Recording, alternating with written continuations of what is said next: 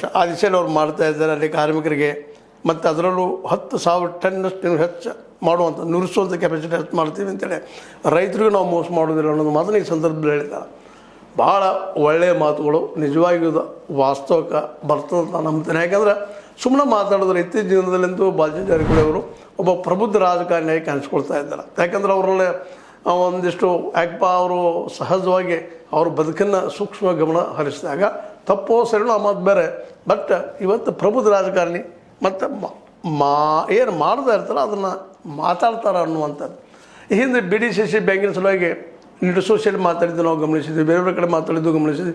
ನಾವು ಗೆದ್ದೇ ತೀರ್ತೀವಿ ಅನ್ನುವಂಥ ಮಾತನ್ನು ಮಾತಾಡಿದರು. ಮತ್ತು ನಾವು ಕೆಲಸ ಮಾಡೇ ತೀರ್ತೀವಿ, ನಮ್ಮ ಕೈ ಹೋಗ್ತೀವಿ ಅಂದರು. ಅದೆಲ್ಲ ಸಾಧಿಸಿ ತೋರಿಸಿದಾರೆ. ಹಾಗೆ ಇಲ್ಲೇ ರೈತರನ್ನ ಉಳಿಸ್ಕೊಳ್ತೀವಿ, ಅದಕ್ಕೆ ಸಾಲ ಮಾಡಲಿ ಸುಲ ಮಾಡಲಿ ಮಾಡಿ ನಾವು ಬೆಳೆಸ್ಕೊಳ್ತೀವಿ ಅನ್ನೋಂಥದ್ದು.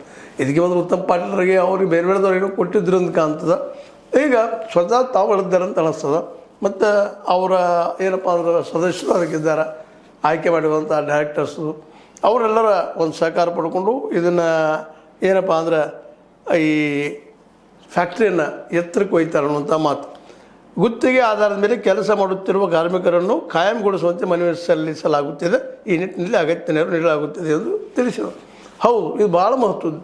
ಯಾಕೆಂದರೆ ಇವತ್ತು ಕಾರ್ಮಿಕರು ನಿಜವಾಗಿಯೂ ಕಾರ್ಮಿಕರಾಗಿ ಉಳಿದಿಲ್ಲ. ಗುತ್ತಿಗೆ ಆದನ್ನಲ್ಲ, ಇವತ್ತು ನೌಕರಿ ಇತ್ತು, ಇದು ಕೆಲಸ ಇತ್ತು, ಕೆಲಸಕ್ಕೆ ಬರೋದು ಇಲ್ಲಾಂದ್ರೆ ಇಲ್ಲ. ಈ ಕಾಂಟ್ರಾಕ್ಟ್ ಲೇಬರ್ ಅದಲ್ಲ, ಇದು ನಿಜವಾಗಿಯೂ ಕಾರ್ಮಿಕರಿಗೆ ಮಾಡುತ್ತಿರುವಂಥ ದೊಡ್ಡ ಅನ್ಯಾಯ. ಇವ್ರಿಗೆ ಪರ್ಮನೆಂಟ್ ಆರ್ಡರ್ ಮಾಡುವಂಥ ಒಂದು ನಿರ್ಧಾರ ಮಾಡ್ಕೋಬೇಕು ಅನ್ನೋಂಥ ವಿಚಾರ ತಲೆಯಲ್ಲಿ ಬಂದದ. ಅದು ಮೊದಲು ಮಾಡಲಿ. ಯಾಕಂತಂದ್ರೆ ಕಾರ್ಮಿಕರು ಬದುಕು ಇವತ್ತು ಅತಂತ್ರ ಆಗಿದೆ. ಇವತ್ತು ಯಾವುದೋ ಫ್ಯಾಕ್ಟ್ರಿ ತೊಗೊಳ್ರಿ ಎಲ್ಲರೂ ಗುತ್ತಿಗೆ ಅದಲ್ಲ.